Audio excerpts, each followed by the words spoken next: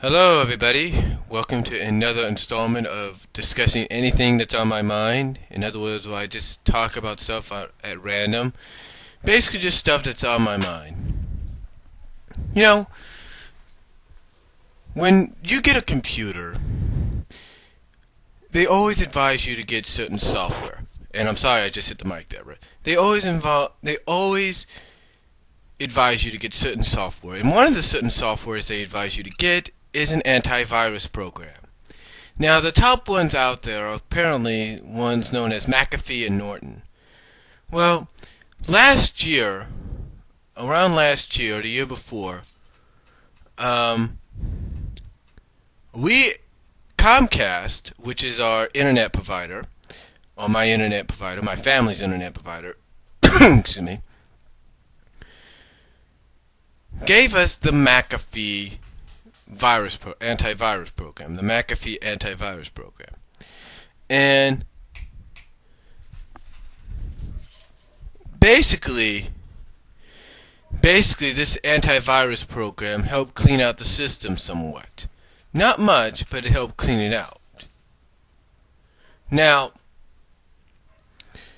one of the things about the McAfee virus system, which I think really ticked off a lot of people, because some people know that it's there to do its job. But the McAfee system, just the McAfee antivirus program, just like the one we have now, has one little problem. It always advises you to keep the program running. Okay, maybe not as much as the one we have now, but it still advises you to keep it running at certain times. The only difference between the McAfee and the Norton, which is the one Comcast/Xfinity is now using, the one major difference is the fact that the Norton is always constant. The McAfee was only on certain times, certain days. They would do this. Now, the Norton and the McAfee both gave you the option of turning off the program, at least for maybe an hour up to 24 hours. That's the only thing that is good about these programs. They allow you to turn them off.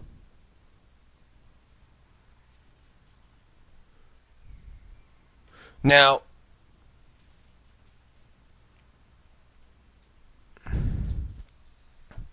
like I said, that's the only good thing about these programs. They allow you to turn them off at certain times. However, it's only for the time restraint that you have. They don't give you a week. They don't give you, as long as you want. They only give you up to an hour to 24 hours. Then, before you know it, you end up having to deal with the situation. Now, some people may say, some people may say, we gotta leave it because you never know what's there. That's true, you don't. And the one thing about both the McAfee and the Norton is they both let you know what sites are good and what sites are bad. Norton does a better job at this, I will admit that. But the McAfee, I will give it credit, it wasn't as persistent as the Norton. Even though both are doing the same job. Both are doing the exact same job, and that is to keep your computer virus free. But, here's the thing. Here's the one thing about it, though. The Norton obviously is the better selection, according to many. The Norton's the better selection. But here's the thing. You can't even go on certain sites or download certain files that you know are safe without the Norton virus interacting with it somehow. Let me explain. The computer I'm using right now is my computer, the one I brought from Kansas. And the thing is about this computer is it's almost 10 years old. Almost 10 years old. The thing is, though, this computer that I have had has been good to me for the past almost 10 years. And yeah, I've had to take it in and had it fixed and everything and pay a price for it when I was in Lawrence. Yeah, I've had to take it in and get it fixed. No big deal. No big deal. At least I got it working. But the Norton virus that's in there always seems to be going. And it's also on the other one in our recreational room, but it always seems to be going. And why is that? Well, apparently it's advisable for the Norton to do this. And yes, I will give the people that created this program some credit. When the Norton is doing its virus scan, it lets you know that it's doing it in the background. And then sometimes what will happen after it's done doing its scan is it'll come up with either a red box saying it's found some threats, or to come up with a green box saying no threats were found. So it all depends basically on, I guess, the sites and on the files you download.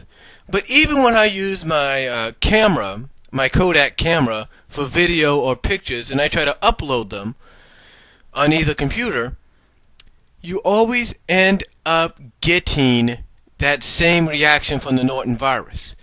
And all because the Norton virus is trying, I guess, to figure out or trying to identify whether the photos and the pictures you're uploading or the files you are downloading can have, contain viruses in them. So, and that's the only thing. And the reason I say this, and the reason I talk about this, is because a couple of months ago, somebody in my family, when our entire family was over for, I think, a holiday or something, or to celebrate a holiday or whatever, one of my family members told me and my other family member that I live with that the computer in the rec room was going slow. Now, they complained that it could be some of the stuff that we've downloaded. Well, I looked at it, and I checked it out, and it didn't seem to be going slow to me. My only thought was the Norton virus was doing its background checks. That's the only thing that I was thinking of. It was starting its background checks, or was making sure that whatever site she was going on, or whatever she was looking for, didn't contain viruses. So that's the only reason I can think it went slow. But the Norton virus, but overall, I know that even though it'll cause your computer to go slow sometimes because it's doing background checks and it's making sure that the files you upload and download and the sites you visit are virus free or don't contain any viruses, I've come to realize that your antivirus program, whether it's a McAfee, Norton, or even one I had a long time ago called the AVG, that's not always going to be the problem. No. What's going to really kind of cause your computer to slow down a bit and probably upset you is the fact that you always end up with a monthly or bi-monthly or bi-weekly, actually it's more of a bi-weekly and monthly, update from your Windows or your Mac. That's right. Macintosh and Windows are always going to give you bi-weekly to monthly updates. How does this work? Well, it happens at certain sporadical times. You could be going on a site, looking for something, Googling, whatever, and all of a sudden it starts to slow down, and you're thinking, what the hell? And you start hearing this, kind of like, the drive's working, but you don't know what's going on.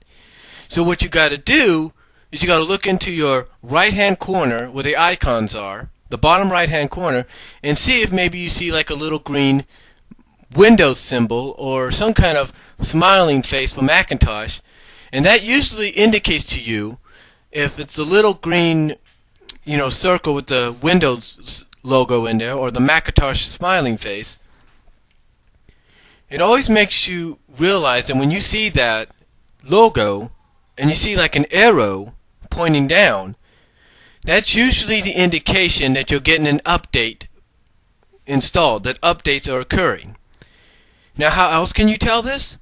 By going over to your Start Now, if you have a newer computer, you go to start and you go to shutdown, and it will show you, well, not a newer computer, but let's say you have the Windows 7 program or whatever program you have up to date on, say, your Macintosh. You go to it, and next to the shutdown, you'll see this shield with this with this exclamation point on it. This shield with this exclamation point. And that usually tells you you got an update. That you need to shut down your computer, or at least restart it, for the updates to be installed. And that is always why sometimes whether you have an older computer like I do, or you have a newer computer, which is somewhat new in our rec room, that is the reason sometimes your computer will go slow. Not just because of the antivirus program you have installed, or whether it's McAfee or Norton or whatever. It's also due to the fact that possibly your Macintosh, or in this case, in my family's case, your Windows system is going through an update. And quite honestly, if they're going to do an update, if Macintosh and Windows are going to send updates to your computer, what they need to do honestly, is they need to give you some kind of signal, some kind of sign. Not just have your computer go slow, but send you some kind of sign, like okay, have a window suddenly, have not a window, but have another browser within your browser, which is your Google Chrome or your Firefox or whatever. Have another browser pop up, courtesy of whoever your update provider is, and have them say, at this time, we're going to be doing an update. We're going to be sending you updates.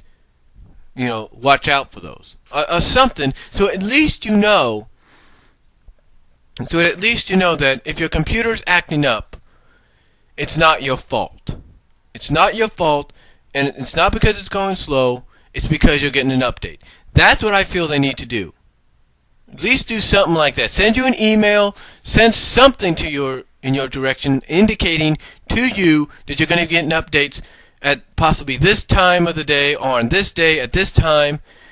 So if you're on the computer, expect your computer to go a little slowly because of that. But here's the thing, why do we need updates all the time? What's the point? I understand it's to help update the computer to specific standards. But come on, every month? Or every 2 weeks? It's ridiculous.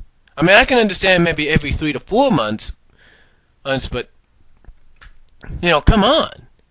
And if you're going to do an update, make sure it's an update where programs like Windows Movie Maker or whatever Windows-related programs you already have installed get updated as well.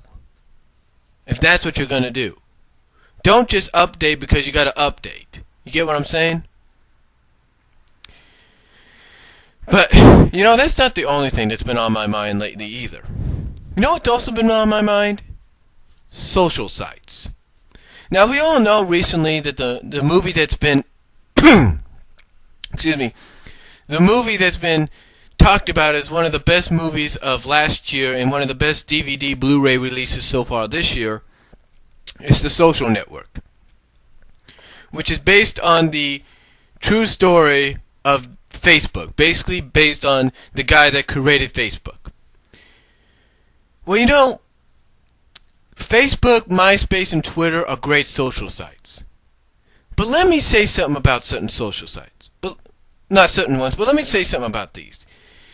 If you have a social site, if you're part of it, if you have a page on your social site, what you need to do, and no offense to anybody, but what you need to do, if you're planning to do something with your friends that also have social sites that you're communicating with on these social